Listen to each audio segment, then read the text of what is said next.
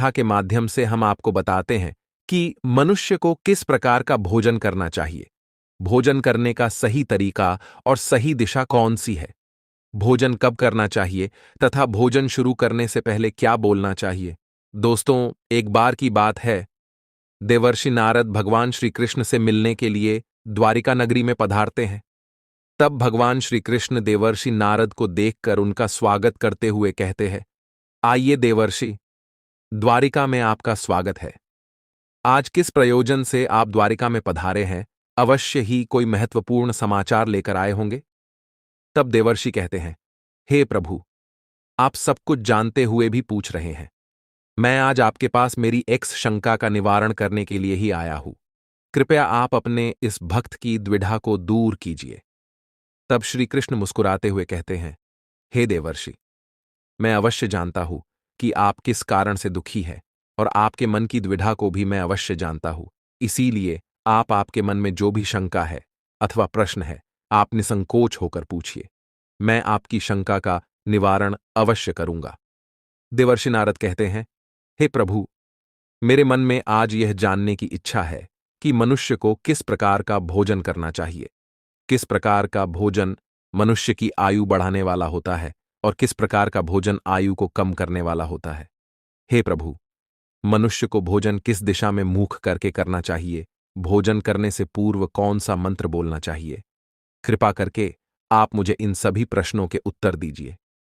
तब श्री कृष्ण कहते हैं, हे देवर्षि, आज आपने समस्त मनुष्य जाति के कल्याण के लिए बहुत ही महत्वपूर्ण प्रश्न किया है। यह बात सत्य है कि मनुष्य जिस प्रकार का भोजन करता है, उसी के अनुसार उसका स्वभाव, भाग्य और उसका अगला जन्म निर्धारित होता है। हे देवर्षि, इस विषय में एक प्राचीन इतिहास है जो मैं आपको सुनाता हूं। त्रेता युग में यह कथा महर्षि अगस्त्य ने भगवान श्री राम को सुनाई थी। इसीलिए इस कथा का महत्व बहुत अधिक है। इस प्राचीन कथा के माध्यम से आपको आपके सभी प्रश्नों के उत्तर मिल जाएंगे। इसीलिए आप इस कथा को ध्यान से पूरा अवश्य सुने और इसका प्रचार करें। जो भी इस कथा का श्रवण करता है, उसके समस्त पापों का नाश होता है और उसे सैकड़ों वर्षों तक दान करने का पुण्य मिलता है। जंगल था। उस जंगल का आकार 100 योजन था, लेकिन उस जंगल में कोई भी पशु और पक्षी नहीं रहते थे। केवल वृक्ष और पेड़ पौधे ही थे। कोई भी पशु उस जंगल की तरफ नहीं जाता था, लेकिन उस जंगल के मध्य भाग में एक 4 कोस लंबी झील थी और केवल उसी झील में हंस, बदक तथा अन्य पशु पक्षी रहा करते थे। एक बार अगस्त्य मुनि उस झील के पास से गुजर रहे थे तो उन्हें एक बहुत ही अजीब चीज दिखाई दी। उस झील के पास एक बहुत बड़ा आश्रम था जो बहुत पुराना हो गया था, लेकिन फिर भी अत्यंत सुंदर और पवित्र दिखाई पड़ रहा था। उस आश्रम में कोई भी साधु तथा तपस्वी नहीं रहता था। वह आश्रम पूरी तरह से खाली था। अगस्त्य मुनि एक रात के लिए उस आश्रम में ठहर गए और सुबह उठकर वे उस झील के पास चले गए तो उन्हें रास्ते में एक मुर्दा अर्थात लाश पड़ी हुई दिखाई पड़ी, जो शरीर से अत्यंत बलवान और हृष्टपुष्ट था, जिसे देखकर मालूम होता था कि वह किसी तरुण पुरुष की लाश है। उस लाश को देखकर अगस्त्य मुनि सोचने लगे कि यह कौन है, इसकी मृत्यु कैसे हो गई तथा वह इस जंगल में आखिर कैसे आया होगा। उस मरे हुए आदमी के बारे में जानने की अगस्त्य मुनि को जिज्ञासा हुई।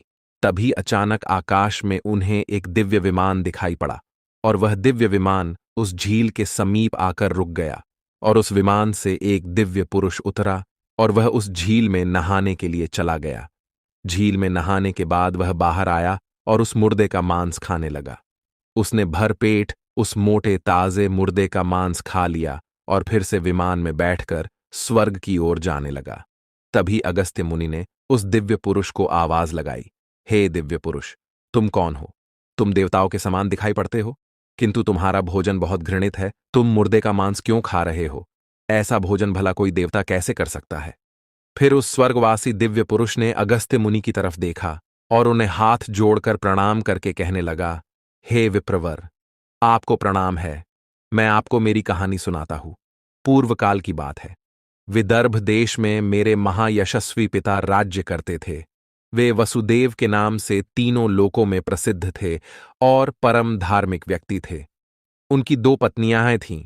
उन दोनों पत्नियों से उन्हें एक एक करके 2 पुत्र हुए। मैं उनका सबसे बड़ा बेटा था।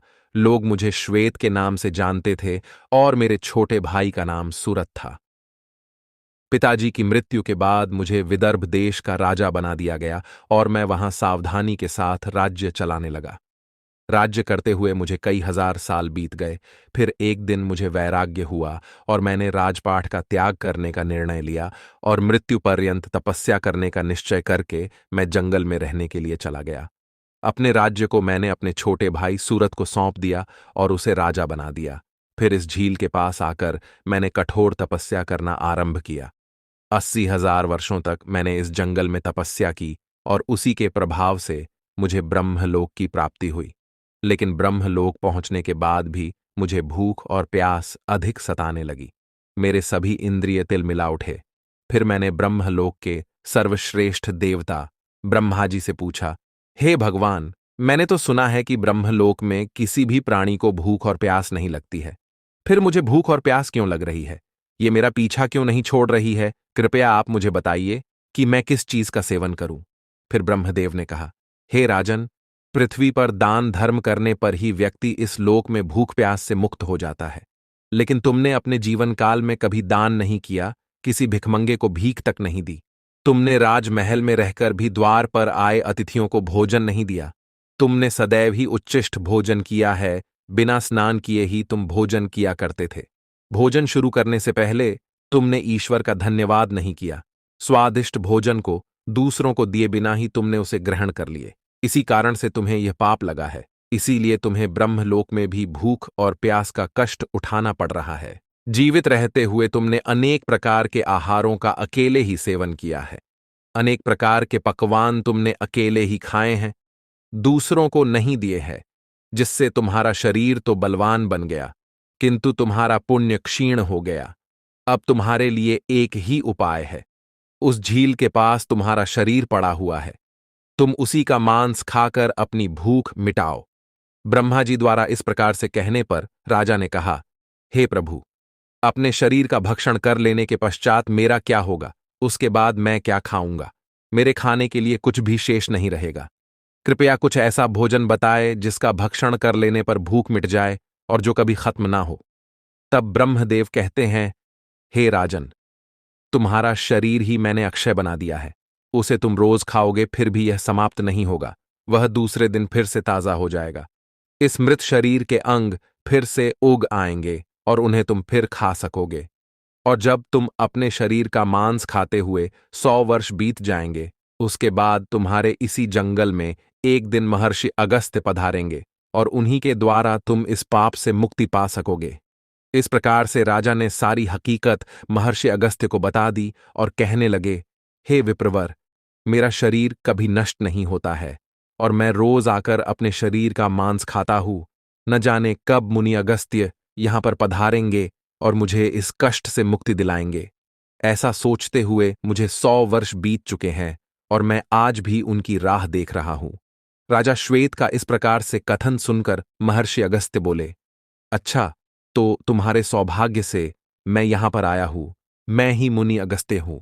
और बोलो, मैं तुम्हारी किस प्रकार से सहायता कर सकता हूं?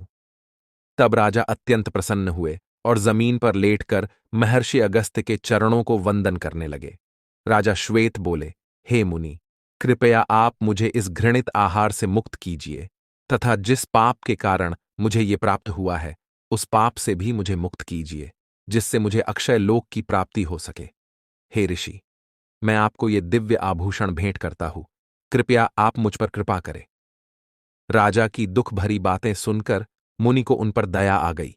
जैसे ही राजा ने वह दिव्य आभूषण महर्षि अगस्त्य के हाथ पर रखा, उसी समय उनका मृत शरीर अदृश्य हो गया और वे उस पाप से मुक्त हो गए। और फिर महर्षि अगस्त्य से आज्ञा लेकर वे उस दिव्य विमान में बैठकर ब्रह्मलोक को चले गए। इस प्रकार से उस राजा श्वेत को दान न करने के पाप से मुक्ति मिली।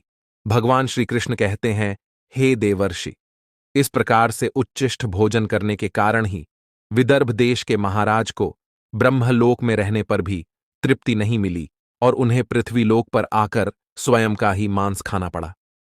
हे देवर्षि, अब मैं तुम्हें भोजन के नियम बताता हूं। आप इसे ध्यान से सुनिए।